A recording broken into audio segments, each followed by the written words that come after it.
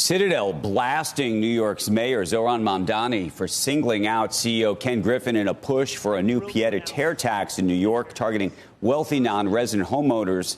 At issue is this social media video. It was filmed right outside of Griffin's New York residence, in which the mayor unveiled that proposed tax on homes valued above $5 million when the owner's primary residence is outside of New York City. In a memo obtained by CNBC, Citadel said that targeting Griffin showed, quote, ignorance and disdain towards contributors to the city's economy. Citadel highlighted that its employees, including non-residents, have paid nearly $2.3 billion in New York City in state taxes over the past 5 years. And the memo pointed to the firm's planned redevelopment of 350 Park Avenue, a project expected to generate about 6,000 construction jobs and more than 15,000 permanent roles, with spending to exceed $6 billion.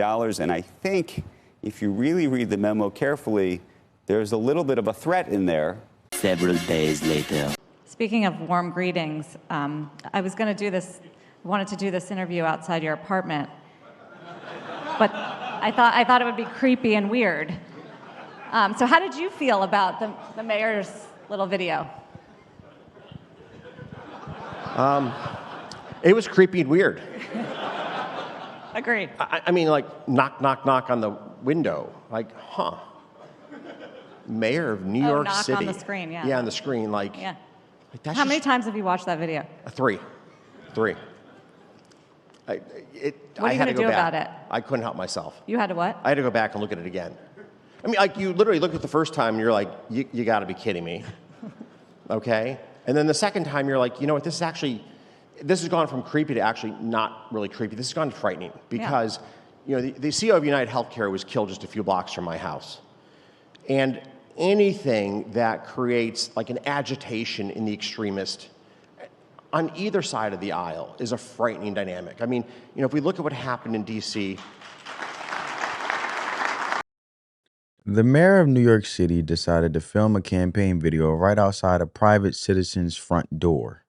This wasn't a formal press conference or a briefing on new city policy, but a social media clip where he stood on the sidewalk of a personal residence. He pointed at the building and named the owner by association while pushing for a tax specifically designed to hit that person's wallet. When the homeowner actually saw the footage, as you guys see right there, Ken Griffin, he ended up watching it 3 times, as you heard in this clip. And after the first viewing, he called it creepy and weird. But by the second time, he admitted it felt frightening because the CEO of United Healthcare had been murdered just a few blocks from that very same spot.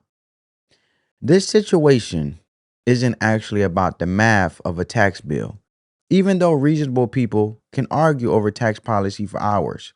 The real story here is what happens when a government official uses the power of their office to target a private citizen by name on camera at their own home. You shouldn't be asking yourself whether you happen to like billionaires or not right now. The real question is that if a sitting mayor can do this to one of the most legally protected people in the entire country without facing any consequences, there is nothing stopping that same playbook from being used on you. After Zohran Mamdani won the New York City mayor race, he headed straight to Ken Griffin's Manhattan home to film that video, promoting a proposed pied-à-terre tax. This specific tax targets people who own homes worth over $5 million but don't live in the city full time, right? And for those who don't know what a pied-à-terre tax is, it's basically an extra annual tax, a yearly tax on a second home or vacation apartment that is not the owner's main residence. And when you look at it, with this specific tax targets people who own homes or worth over $5 million but don't live in the city full time, Griffin matches that description perfectly because he moved the headquarters of his firm, Citadel, from Chicago to Miami back in 2020. That move turned his Manhattan property into a secondary residence under the rules of the new tax structure. And pied-à-terre is just a French word. Now, Citadel didn't just take the hit quietly. An internal memo obtained by CNBC showed the firm reminding everyone that its employees paid nearly $2.3 billion in city and state taxes over the last 5 years. That isn't just some inflated PR number, but the actual physical footprint of a single firm operating in one city. The memo also brought up the 350 Park Avenue project, which is a massive planned headquarters tower designed by the same famous architects who built the new JB Morgan Chase building just down the street. That massive project was supposed to create about 6,000 construction jobs and over 15,000 permanent roles while pumping $6 billion into the local economy or into that state. These are union jobs for electricians and iron workers that simply cannot be outsourced to a city like Miami. The chairman of Vornado Realty Trust, Steve Roth, is co-developing that Park Avenue site, and he released a statement that was incredibly blunt, right? And I want to get to that in a second, but I want you guys to check out this second clip in regards to the matter. New front in Manhattan's tax tussle with billionaires, business leaders, and politicians all in the mix today. Governor Hochul is meeting with billionaire Ken Griffin, trying to ease tensions with the hedge fund CEO over the proposed pied-à-terre tax. Eyewitness News reporter Lindsay Tuckman live outside the governor's office on Manhattan's east side. Lindsay? Yes, Sandra, the governor actually said that this meeting with Ken Griffin was scheduled months ago before that video went viral of Mayor Mamdani talking about the billionaire in regards to the pied-à-terre tax. But despite it being scheduled several months ago, we all expect that it is likely going to be a big topic today. We also understand that they will be talking about the future direction of New York City in this meeting. We are here outside of the governor's office, but this also comes as local city leaders are discussing ways to close the budget gap in the city. Now, Ken Griffin is the billionaire CEO and founder of the hedge fund and market trading firm Citadel. And it is, again, expected that him and Governor Kathy Hochul will be discussing the tax on second homes that has been proposed in New York for second homes worth more than $5 million, aka the pied-à-terre tax. Now, Griffin made headlines recently when Mayor Mamdani called him out, as well as his Manhattan home, by name in a video pushing for that tax. Griffin called it a personal attack that could be rather dangerous to have his home online like that. Mamdani, meantime, though, has been pushing to quote unquote tax the rich, pleading as well for more money from state lawmakers to close the city's $5 billion budget gap. He will also be meeting with business leaders here in New York. Specifically today, Mayor Mamdani is meeting with Bank of America CEO Brian Moynihan this afternoon, and this comes after he met with Chobani CEO Hamdi Ulukaya on Monday. So as for what Griffin and Hochul will be discussing, well, the CEO was at an investment conference in Oslo this week where he said they're likely to talk about his company's planned office tower at 350 Park Avenue and if that still will be moving forward after this event. Governor Hochul also spoke about their meeting. I meet business leaders all the time. This was previously scheduled. We just changed the exact timing of it, but I already had this on the books. I meet business leaders all the time. So we booked this a while ago. We'll talk about our future direction in New York. Here's the real question. Is New York going to put their fiscal house in order and run itself from a position of a strong government that's pro-business? Or are they looking to play, why do the Americans think we can do socialism? We have none of that in our DNA, and we're just going to screw it up. Well, on that note, members of the New York City Democratic Socialists, as well as other local leaders and New Yorkers, are planning to rally outside the governor's office here later tonight. That's why you can see these barricades have been set up. And that is because there was another rally and protest held recently where 19 people were arrested. Obviously, that they do not want that to happen this time, but the ralliers say that they will be pushing for further taxes on the rich, including a raised tax for New Yorkers making more than $1 million. There you have it, family. So, with all that being said, now I want you guys to check out the chairman of Vornado Realty Trust, Steve Roth, right? He called the mayor's video irresponsible and dangerous before confirming that while demolition on the site had already started, the whole thing was now being treated as an if we move forward project. Roth is a lifelong New Yorker born in Brooklyn, who pointed out that his company will pay $500 million in real estate taxes this year alone. $560 million. He wasn't just acting outrage for the cameras, but was instead describing a very real shift in how the company views the future of the project. Governor Hochul met with Griffin shortly after the video went viral. And while her office claimed the meeting was on the books for months, the timing made the damage control look obvious. So, with that being said, I want you guys to check out who I mentioned in regards of Steve Roth and what he had to say. Business at Vornado continues to be excellent, and it's getting better and better. We are riding the wave of a strengthening, long-lasting landlord's market. And New York is by far and away the strongest real estate market in the country. Michael will get into the details shortly, but today I have different fish to fry. And I will ask the first question. Question: what do you make of the spat between Mayor Mamdani and Ken Griffin, and how will it affect your 350 Park Avenue development?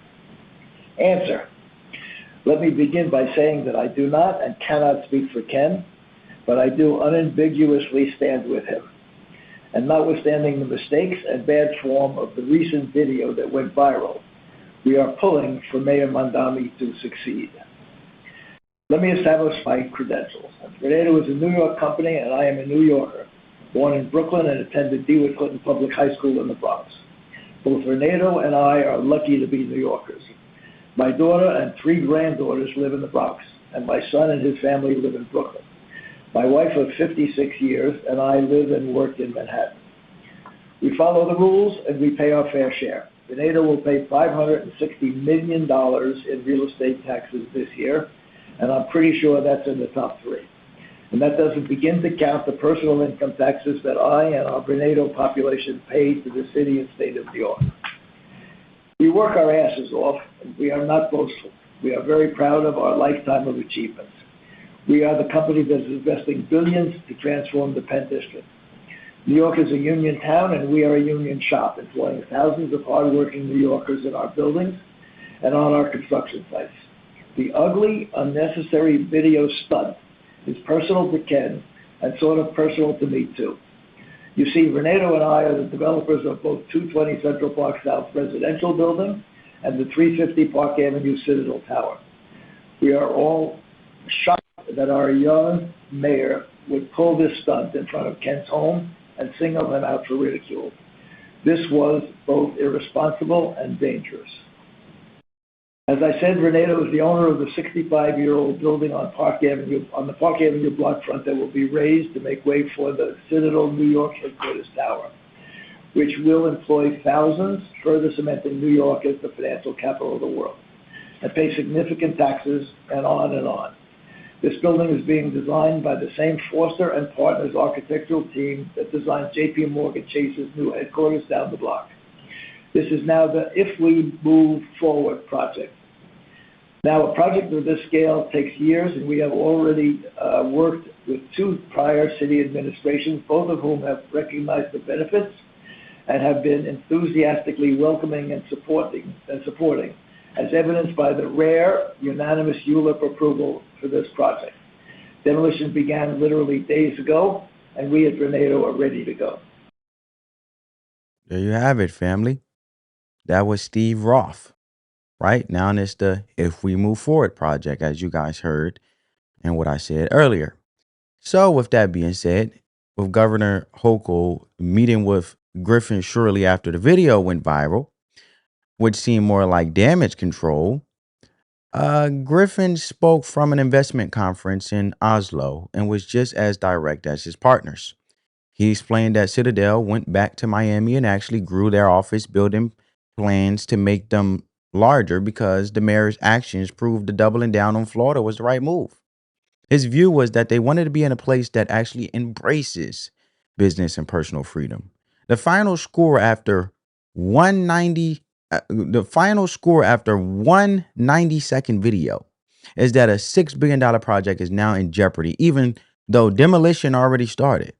Thousands of union jobs are at risk, and one of the biggest employers in Manhattan just told the world they are betting their entire future on Florida. Don't take my word for it, family. Check it out. So where does that leave us at 350 Park? That leaves us with the fact that we went to Miami and revised our building plan to make it a bigger office building. You're bailing? So what do we do at 350 is still a point of discussion internally. But what is no longer a point of discussion is that Miami is now, you know, when we moved from Chicago, there was a debate between New York and Miami. It's unquestionably true that we made the right choice. I'll leave it at that. It's unquestionably true that we made the right choice. And now what the mayor of New York has made clear to my partners, and principally my New York partners, is that we need to double down on our bet in Miami, because we want to be in a state that embraces business, that embraces education, that embraces personal freedom and liberty, and that embraces people having an opportunity to live the American dream. And So where does There you have it, family. So you guys seen that? You heard that? So now here's where this stops being a New York story and becomes every American's problem. The 14th Amendment includes the Equal Protection Clause, which basically says the government has to apply its laws to everyone in the same way. It cannot single out individuals for special treatment, whether that treatment is positive or negative. And that is not just a political opinion, because it is the literal text of the law. When a sitting mayor films a video at one specific person's home to promote a policy, that crosses from governance into something with an actual name in constitutional law called selective enforcement. You are not announcing a tax at that point. You are announcing a target. People hear the phrase selective enforcement and assume it is some abstract legal concept. But the most documented recent example is the IRS targeting of Tea Party groups during the Obama administration. The agency was systematically flagging conservative nonprofit applications for extra scrutiny based on their political identity, which led to a massive investigation by Congress. Courts eventually weighed in and recognized that using government power to single out specific people based on who they are rather than what they have done is a constitutional violation. And the ideology of the target does not change the nature of the act. There is another clause worth knowing about in Article 1 of the Constitution called the Bill of Attainder Prohibition. The Bill of Attainder Prohibition, right? This rule blocks Congress from passing laws that punish specific individuals without a trial, because the founders have lived through exactly this kind of governance under a king who named enemies and let the crowd handle the consequences. While the letter of that clause applies to legislation, the spirit of it runs through the entire constitutional design.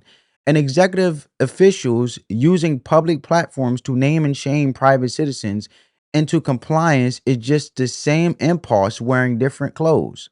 I'm going to say it again for the people in the back. While the letter of that clause applies to legislation, the spirit of it runs through the entire constitutional design. And executive officials using public platforms to name and shame private citizens into compliance is just the same impulse wearing different clothes. I think I know what is really happening when people push back on this framing, because they usually say he is a billionaire, so who cares? It is hard to manufacture sympathy for someone with 10 figures in the bank. But that reaction is actually the trap, because the principle does not have a net worth requirement. A local zoning board can use the same playbook against a small business owner who annoyed the wrong alderman. Or a city health inspector can time their visits to punish a landlord who spoke up at a public meeting. A state licensing board can even make life difficult for a contractor who backed the wrong candidate, which proves the targeting mechanism does not care about your bank balance. It only needs a government official willing to use their platform as a weapon and an audience willing to cheer because they do not like the target this week. The danger here is not the PR tax itself. And you could debate the merits of that tax all you want, since that is what democracy is for. The real danger is normalizing the idea that officials can bypass the process entirely and use public pressure campaigns against named private citizens as a governance tool. Once that behavior becomes the norm, it does not stay contained to billionaires. And the next mayor with a different list of enemies will use the exact same playbook while pointing to this moment as the precedent. Griffin himself made the point about safety directly in the first clip I showed you guys in the beginning of this video. And it is worth noting the CEO of United Healthcare was killed by Luigi Maggiani just blocks from his building. Anything that agitates extremists on either side creates a dangerous dynamic. And that is not a dramatic overstatement, but a factual observation about what happens when public officials turn private citizens into symbols for an angry audience to focus on. That is not governance. It is the delegation of punishment to the crowd. This is not a new problem by any means. Governments have been pulling this move for centuries, and political theorists figured out where it leads long before anyone had a social media account to film it from. John Locke's social contract is the theory that the American founders lifted almost directly into the Declaration and the Constitution. And it rests on a very straightforward deal. Citizens hand over some of their freedoms in exchange for protection and equal treatment under the law. And Locke was explicit about what happens when the government breaks its side of the bargain. It does not just lose its legitimacy gradually or partially, it completely forfeits the consent of the governed. When officials start applying pressure unevenly by using the apparatus of government to make life difficult for Pacific people while others get a pass, they are not just being bad politicians. According to the theory this country was literally built on, they are avoiding the contract. Montesquieu took that idea even further in his work on the separation of powers. His writing influenced the structure of the Constitution more than almost any other source, and he included a specific warning about executive officials who use public spectacle to bypass the legal process. He called it arbitrary government and claimed it was the fastest route to tyranny, regardless of the ideology driving it. The word arbitrary is doing real work there because it does not mean random. It means governed by the will of a person rather than the consistency of a law. When the rules changed or the rules change based on who the official is angry at this week, you do not have a legal system anymore. You have a mood system. Now we should look at the historical examples because theory is one thing and a track record is another. Huey Long ran Louisiana in the 1930s. With exactly this playbook. He was genuinely popular with working class voters and delivered some real infrastructure improvements, but he also used his platform to publicly name and pressure business owners who got in his way. For a while, it worked as a political strategy because people love watching powerful targets get squeezed. But the problem was that it created an environment where nobody in the business community knew if they were next. Investment decisions started factoring in political exposure, and a climate of unpredictability outlasted Long himself by decades, which left Louisiana's economic development measurably behind comparable states. The pattern does not stop there, and we can see it in Venezuela under Chavez or Argentina under Perón. Both leaders built enormous popular support around the same core move of naming enemies and staging confrontations to make governing feel like a continuous battle against specific villains. Both economies eventually came apart. And that did not happen primarily because of their tax rates, but because businesses and investors cannot operate rationally inside unpredictable environments. Capital planning requires a stable set of rules. And when the rules are actually just the current leader's target list, long-term investment drives up because nobody can underwrite the risk that they might become the next example. And the American system was engineered specifically to prevent this outcome because the founders were not just theorizing about it, they had actually lived it. A king who governed by naming enemies and letting public pressure do his enforcement work was the actual lived experience that produced the Constitution. Rule of law over rule of personality was not an idealistic preference. It was the explicit lesson drawn from the world they had escaped. So when someone defends this kind of targeting as accountability or as speaking truth to power, it is worth asking a few questions. Accountability through what process? Enforced by which law? And with what consistent standard applied equally to everyone? Because if the answer is none, and it is just a mayor and a camera on a sidewalk, That is not accountability. That is a historical pattern with a very well documented ending. We need to put some actual numbers on what this environment costs regular people, because this is where the idea that this is just a stunt completely falls apart.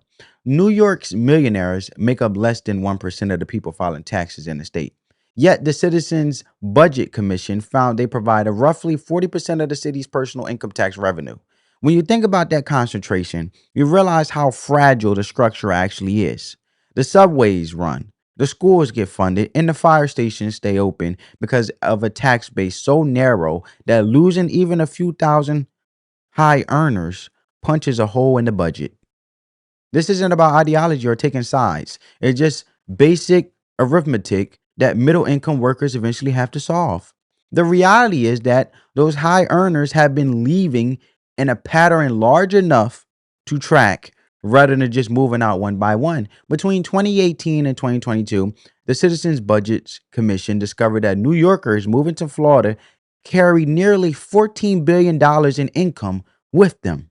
And about a third of those people landed in Miami-Dade, Palm Beach, and Broward counties. That $14 billion isn't just sitting in a vault somewhere.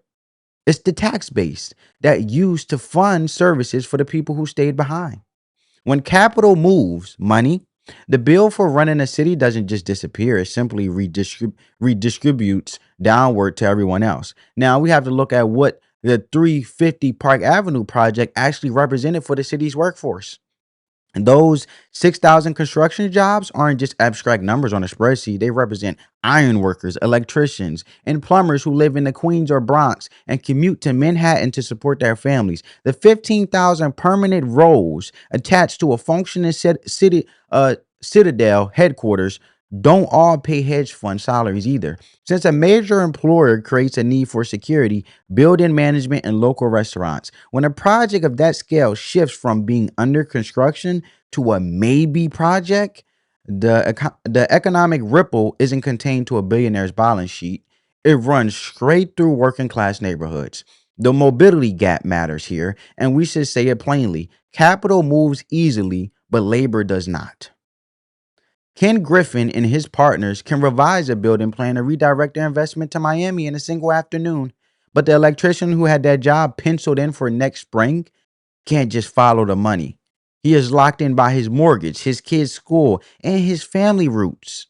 The people who bear the cost of a business environment that chases away investment are always the people who can't leave and tax the rich. Messaging that ignores this math isn't protecting working New Yorkers. It's actually borrowing from their future. And Griffin's concern about safety after that United Healthcare CEO was killed wasn't an exaggeration for effect. After that murder, certain online spaces saw a documented celebration that should alarm anyone paying attention to the current political climate. When a mayor films a video outside a private citizen's home and it goes viral, that content doesn't just stay in a controlled environment where everyone understands the nuance. It lands in front of audiences the mayor doesn't control. And some of those people interpret this person is your enemy as an instruction rather than a political observation. That is a foreseeable consequence of this behavior. And officials who use this targeting playbook own the results of it. The long-term damage that never shows up in a quarterly report is the total collapse of trust. When citizens stop believing that the government applies rules consistently and fairly, compliance drops and the informal agreements that make a city function start to erode. That erosion compounds quietly until one day the city wakes up and the damage is visible everywhere. But by then, nobody can point to the exact moment the system tipped over. This whole situation proves that the most dangerous tool a government has isn't a tax rate. It's a camera and a willingness to use an office to name enemies instead of building systems. The axe here is simple. The axe. Don't judge your leaders by who they target, but judge them by what they build and what they protect. You have to ask yourself if the rules they apply today would still apply if the target were someone you actually liked. If the answer to that is no, you aren't watching governance. You're watching a stunt that someone is going to have to pay for. So drop a comment and let me know where you draw the line between legitimate policy and personal targeting. and I'll pin the best argument I get, even if it completely destroys my take. And subscribe if you want more of these kind of breakdowns. Spread that peace, love, and positivity. As always, we're just having a productive conversation. I hope I educated you guys. I may have botched some words. I know people try to help me with the pronunciation. I can't help it. I get tongue-tied, but I know what I'm talking about, all right? I'm just trying to inform you. I'm not telling you what to think, and just have a beautiful conversation objectively. Catch you in the next one. Love you guys. Peace.